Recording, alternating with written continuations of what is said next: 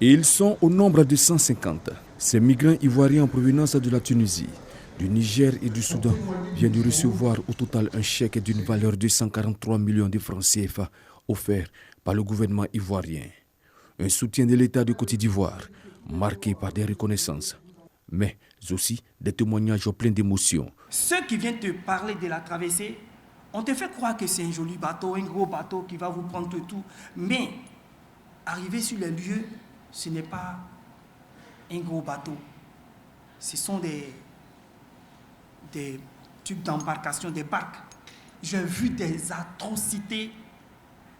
Il y avait toujours des agressions, il y avait toujours des viols, j'avais des cas graves.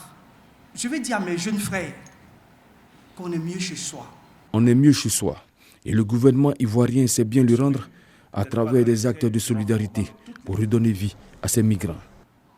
Ainsi, le retour organisé des migrants par un comité interministériel autour des actions de sensibilisation et un accompagnement à l'insertion économique et sociale a permis d'accueillir en 2017 1300 migrants en provenance de la Libye et 1667 compatriotes en 2023 en provenance de la Tunisie, du Soudan et du Niger.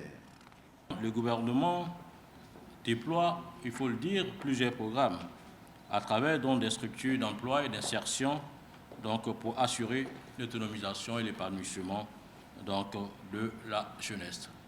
Aujourd'hui, cette cérémonie de remise de chèques traduit la solidarité de tout le peuple de Côte d'Ivoire à nos frères et sœurs qui ont tout perdu en voulant s'assurer une meilleure vie dans d'autres pays.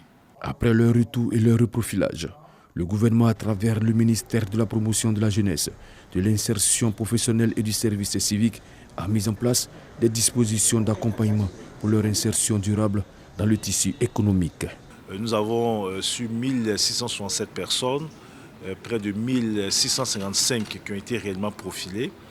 1155 personnes ont exprimé un besoin en financement de projets. Et sur les 1155 personnes, 738 ont déposé réellement leur plan d'affaires.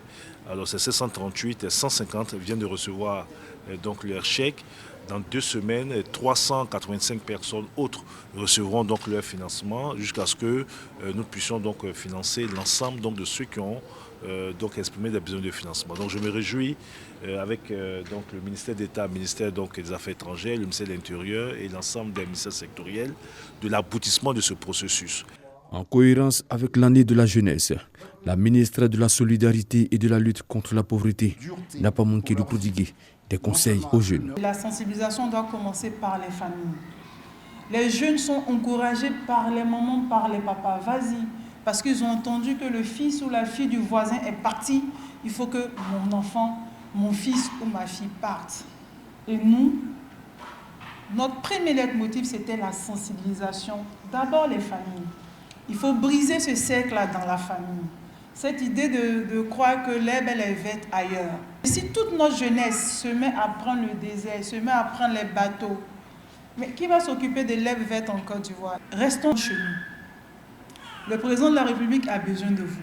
Dans la lutte contre l'immigration clandestine, plusieurs initiatives ont été prises par le gouvernement ivoirien, notamment la création d'un observatoire national chargé de l'immigration et des réfugiés, l'élaboration d'un pôle national d'immigration fondé sur le respect des engagements internationaux et l'intensification de la lutte contre l'immigration clandestine en Côte d'Ivoire.